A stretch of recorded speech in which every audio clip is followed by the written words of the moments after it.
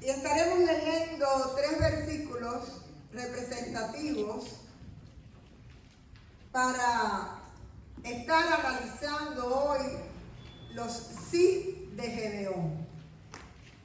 Leemos en el nombre del Padre, del Hijo y del Espíritu Santo, y la palabra del Señor dice así. Y el Señor lo miró y dijo: ve con esta tu fuerza y libra a Israel de la mano de los madianitas. ¿No te he enviado yo? Y él respondió: ah, Señor, ¿cómo libraré a Israel? He aquí que mi familia es la más pobre en Manasés, y yo el menor de la casa de mi padre. Pero el Señor dijo: ciertamente yo estaré contigo, y derrotarás a Madián como a un solo hombre. Esto es palabra de Dios. Vamos a ver.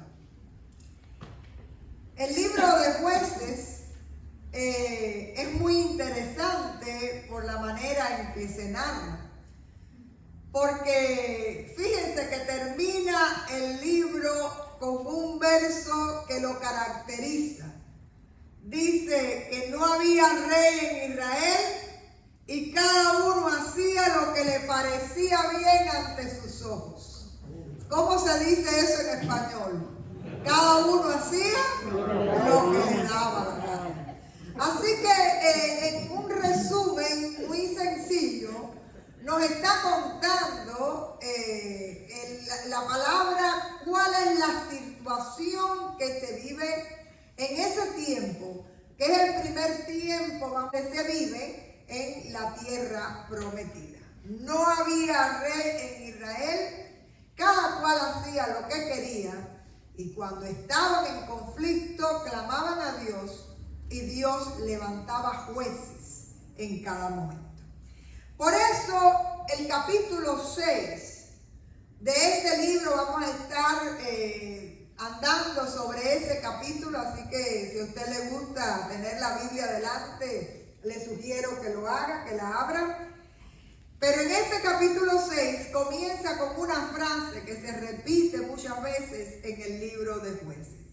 Los hijos de Israel hacían lo malo ante los ojos de Dios. Una y otra vez esa frase se va a repetir. Y en este caso en particular, el Señor les entregó en manos de Madián por 7 años. ¿Qué significaba estar en manos de Madián? Te lo van diciendo ahí, describiendo el capítulo. Por ejemplo, en el verso 2 te explica que ellos tuvieron que irse a vivir a cuevas, a las montañas, a las cavernas, a lugares fortificados, por temor al enemigo. Pero hay mucho más en los versos 3 y 4. Dice que cuando ellos trataban de sembrar, llegaba el enemigo, arrasaba con el producto, arrasaba con los animales y los dejaba sin sustento. En el verso 5 la palabra que se usa es que se devastaba toda la tierra, el sembrado, los animales, todo lo que había. Y todo esto traía como consecuencia lo que nos cuenta el verso 6, que Israel se iba empobreciendo y había hambre, porque a pesar del trabajo de sus manos, cuando creían que ya tenían lograda la cosecha, llegaban los enemigos. En ese momento dice la palabra que el pueblo clama a Dios. La situación es insostenible. Llevan 7 años en esas condiciones y se repite nuevamente el patrón del que hemos estado tratando de identificar, ¿verdad? Siempre en Jueces. Hay pecado, el pecado trae consecuencias de opresión, de hambre, consecuencias de muerte. Ellos claman a Dios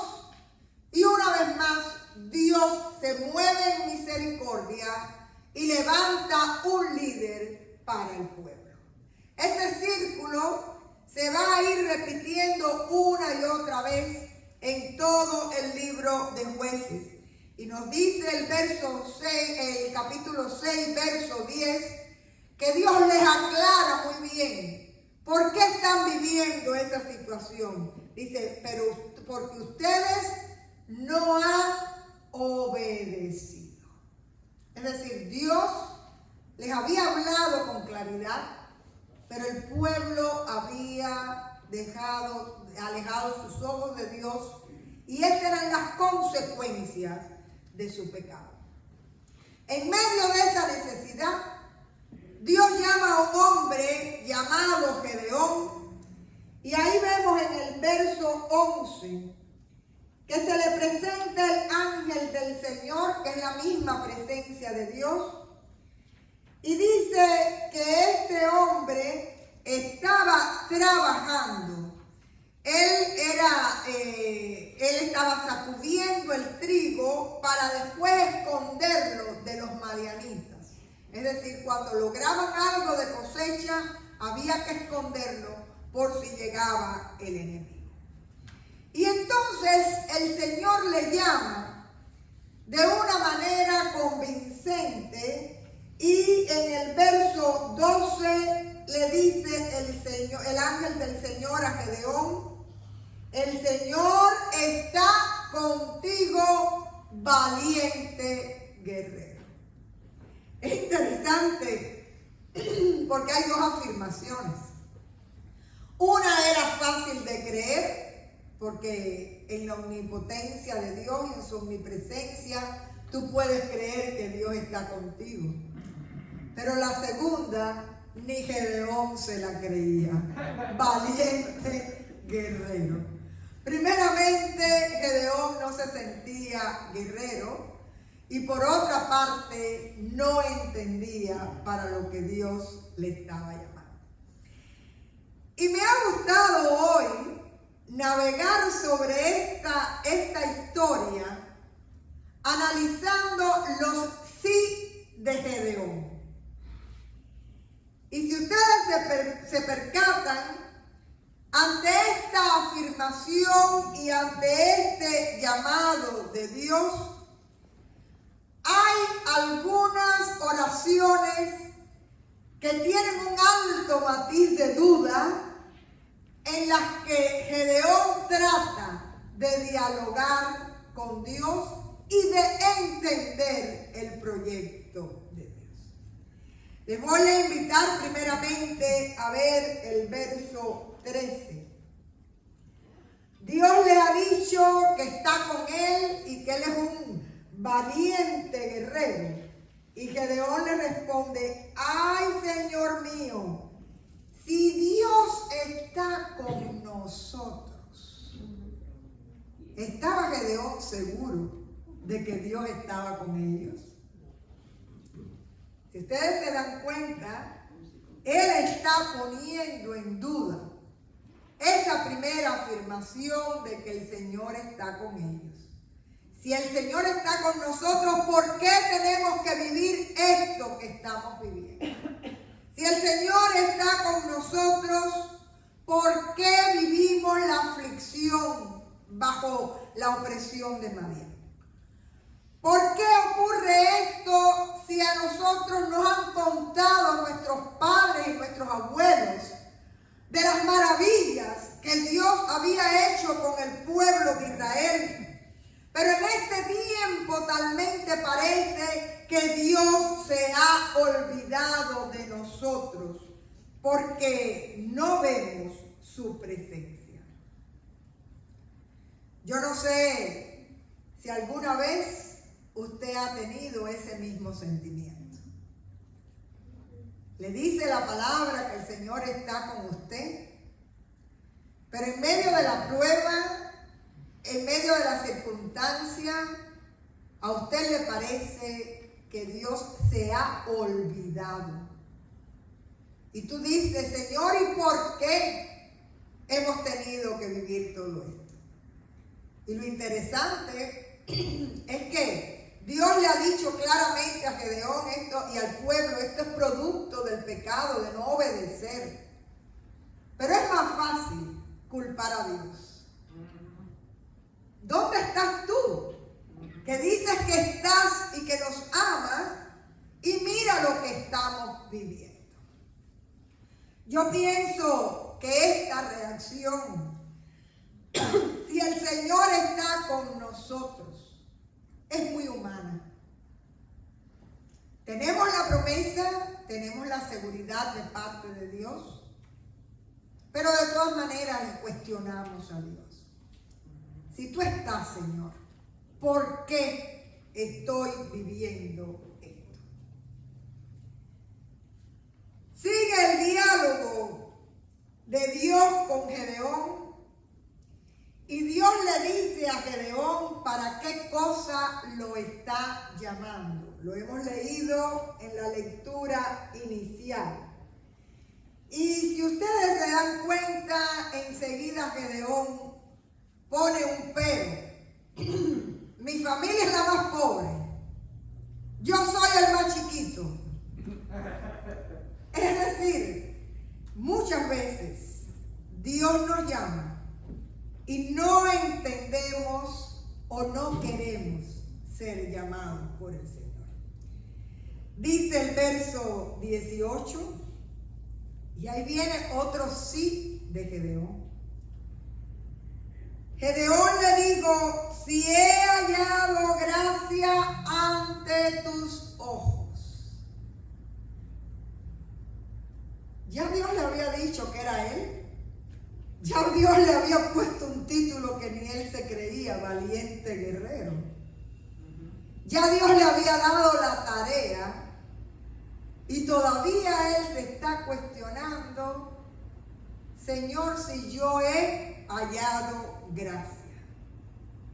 El ángel se le había aparecido, se le había presentado, le había llamado para el servicio, le había dicho que él era la persona responsable de liderar al pueblo para liberación, que Dios incluso, esto es una realidad, llama y necesita a gente que duda, a gente que tiene miedo, a gente que no se lo cree, a gente que le cuestiona, y si eso es así, ¿por qué? Sin embargo, Gedeón una vez más le dice a Dios, si he hallado gracia. Y si ustedes están leyendo la historia, mientras yo voy hablando se dan cuenta que sí, que la presencia de Dios estaba, aunque Gedeón estuviera diciendo, si estás con nosotros. Y que sí, Gedeón había hallado gracia, aunque él estuviera diciéndole a Dios en duda, si he hallado gracia delante de ti. Continúa el texto, Dios le explica la encomienda de ir contra Madián, y de hecho hay un pasaje que no nos vamos a detener, donde él se enfrenta, ¿verdad?, a la estatua de Baal. Pero seguimos más adelante y nos encontramos con los versos 34 y 36 del mismo capítulo. Y hay un elemento interesante en el verso 34. A este incrédulo y casi refunfuñón de Gedeón, Dios le ha dado más que pruebas, pero ahora le da su espíritu, y a Dios sea la gloria, porque sin el espíritu de Dios que vino sobre él, Gedeón nunca hubiera podido presentar batalla a los madianitas. Y ha tenido la confirmación de Dios, yo estoy contigo. Ha tenido la confirmación de Dios, tú has hallado gracia delante de mis ojos. Ha tenido la confirmación de Dios de que el Espíritu de Dios ha venido sobre él. Pero Gedeón sigue en la misma nota. Y dice el verso 36. si has de librar a Israel por mi mano. ¿Qué le había dicho Dios a Gedeón? La batalla es tuya, yo estoy contigo, yo voy con ustedes, la obra es de parte de Dios. Esta gente, la contienda es contra el Dios de Israel, incluso porque han tocado a su pueblo. Y sigue Gedeón dudando, si has de librar a Israel, ¿no tendría poder Dios para librar a Israel? Sin embargo, viene el famoso pasaje que todos conocemos del vellón tratando de probar y confirmar lo que Dios le ha dicho una y otra vez a Gedeón. Pone Gedeón un vellón y le pide primeramente a Dios que amanezca mojado y lo demás seco. Pero el pobre Gedeón tenía problemas de entendimiento y a veces yo me parezco un poco a Gedeón y le pongo un vellón y le pongo otro al Señor, porque yo le digo para entender bien, porque a veces somos tardos en entender. Y después le pide que amanezca seco. Y de esa manera lo que está tratando de probar Gedeón es que primeramente él no se ha equivocado al saber que él es el escogido. Y segundo, que Dios le ha dicho que la victoria es de ellos. Pero todavía Gedeón no lo cree. Y no vamos a entrar en todo el relato, pero solo quiero presentarles el sí de Dios en este diálogo. Y está ya en el capítulo 7, el verso 10. Dios mira el corazón de Gedeón. Se da cuenta que Gedeón tiene un miedo que lo paraliza, que de valiente guerrero en su humanidad no tiene mucho. El Señor también se da cuenta que le cuesta creer la victoria, porque la diferencia era muy grande. Después les voy a leer un verso. Y miren Dios con qué amor y con qué misericordia y con qué paciencia y con qué entendimiento trata a Gedeón. Si tienes temor, baja a donde está el ejército enemigo y oye lo que allí se va a hablar.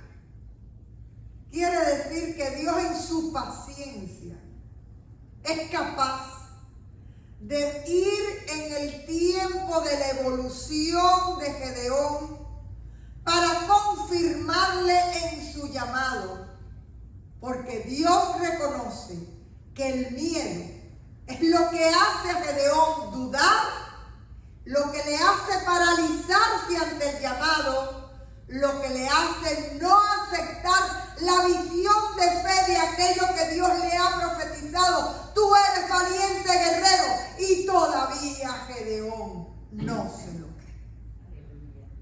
Ustedes pueden, les voy a invitar a que hoy hagan una lectura rápida que va a ser muy amena de los capítulos 6 y 7 del libro de Jueces.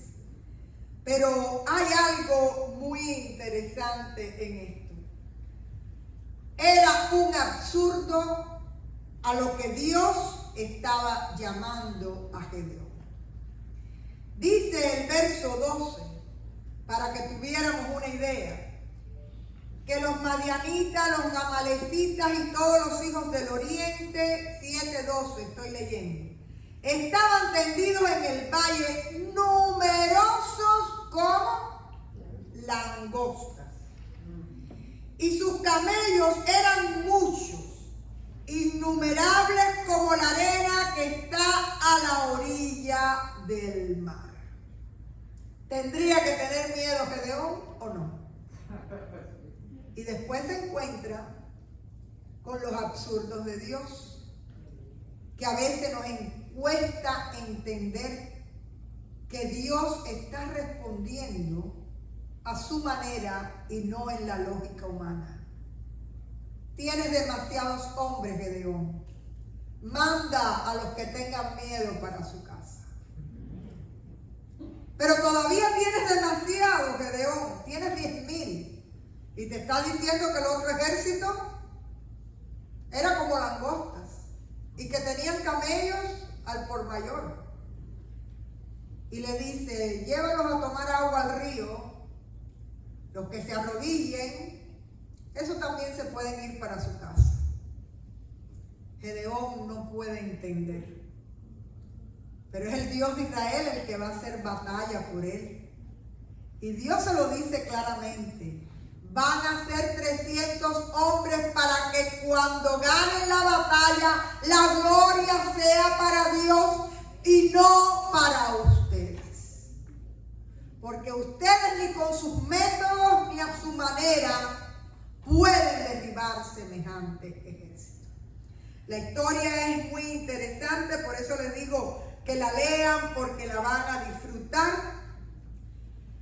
Pero la batalla fue que no había ni un arco, ni una flecha, ni una espada. Toma antorchas, toma cántaros de barro, toma trompetas, y con 300 hombres ustedes van a ganar la batalla. Hay algunas cosas que impresionan dentro de esta narración. Primeramente, ante las pruebas difíciles de la vida, muchas veces nos cuesta trabajo entender que Dios está. Pero Dios es un Dios presente en nuestra vida. Cuando Dios llamó a Gedeón para ser libertador, lo primero fueron las excusas. Soy el más pequeño, somos los más pobres. Y lo otro que es muy habitual es aferrarnos a nuestra debilidad. No creemos que Dios nos necesita o nos llama o sencillamente nos comisiona para ciertas tareas. Y hay excusas que a veces son tan fuertes que no las creemos. No puedo, no tengo tiempo, yo adoro siempre a mi manera, yo estoy en comunión con el Señor, Dios y yo, no sé hacerlo. Y ahí usted se encuentra con las mismas situaciones de este diálogo entre Dios y Gedeón. La tarea era demasiado grande y a él le quedaba grande el chaleco. Y a veces nosotros le ponemos justificaciones a Dios, teniéndonos lástima y olvidándonos que Dios te ve como Él te ha concebido. A un Gedeón miedoso, Dios le está llamando valiente guerrero. Señor, ¿cuál es la palabra profética que tú tienes para mi vida? ¿Qué soy yo delante de tus ojos? ¿A qué tú me has llamado, Señor? Y ayúdame a verme como tú me ves. Y ayúdame a entender el llamado, porque no es mía la batalla, sino que eres tú quien vas conmigo ante el llamado que tú me estás haciendo. Hay un elemento clave en la narración. Gedeón nunca lo hubiera podido hacer si el Espíritu de Dios no hubiera venido sobre él. Pero tanto en la narración como en nuestras vidas, nosotros tenemos al Espíritu de Dios que nos capacita para el llamado, que nos fortalece, que nos sana, que nos consuela, que nos libera. Y cuando usted se llena de la presencia del Espíritu, usted arranca de su vida todo aquello que le estorba para cumplir el llamado del Señor. Puede vencer los miedos, puede entrar en el absurdo de la gracia de Dios, que a veces se mueve contra toda lógica humana, como en la batalla de Gedeón, y de alguna manera usted se percata que aunque Dios disminuya el ejército, que aunque no haya armas en la batalla, Si Dios está con nosotros, como estuvo con Israel a través del liderazgo de Gedeón, la victoria es de su pueblo y a Dios sea la gloria. Hay un dato que me gustaría también resaltar. Ahí está Gedeón venciendo sus miedos, pero él ha recibido de parte de Dios toda una cobertura espiritual que lo ha preparado para el liderazgo. Pero ahí hay hombres que en medio de una noche, sin entender lo que está pasando, les están diciendo: coge una antorcha, coge un cántaro, coge una trompeta para incendiar lugar, y ellos no entendían lo que estaba pasando. Pero la fidelidad de estos hombres realmente nos mueve. Porque cada uno estuvo ahí en su lugar cumpliendo su papel, aunque no entendían lo que iba a suceder.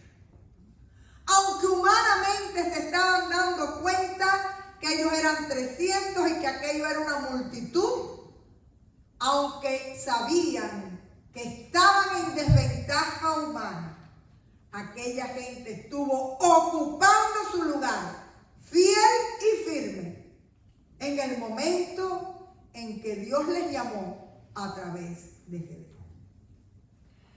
Hay varias aplicaciones en esta mañana y ya hemos estado hablando de muchas de ellas.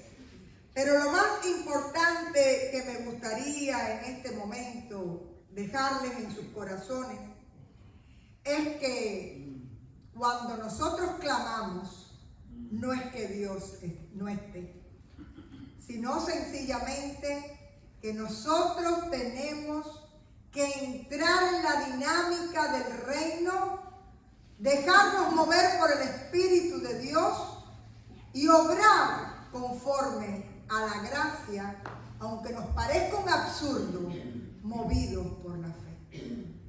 Y en tiempos difíciles o en tiempos de bonanza, cada uno de nosotros como parte del ejército de Dios tiene que estar en su lugar, ocupando su espacio y siendo la iglesia que Dios necesita. No les iba a contar el final de la batalla para hacerlos leer, pero yo creo que de todas maneras van a ir al capítulo 7.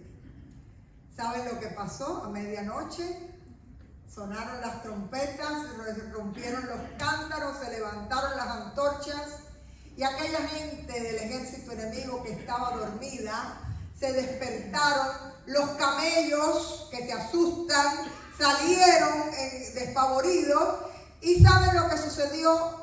Entre ellos se mataron. Porque cuando miraron, aquella cantidad en realidad era un solo hombre con una antorcha y ellos creían que detrás de aquel hombre había un ejército. Fue la batalla más sencilla del mundo, porque Israel lo único que tuvo que hacer fue obedecer y estar allí. El resto lo hizo Dios. Y en este sentido yo les digo, obedezcan, estén ahí para Dios y recuerden que las batallas de nuestra vida, Dios las hace suyas cuando nosotros vivimos como un pueblo en obediencia respondiendo a su llamado. Que el Señor les bendiga. Vamos a orar.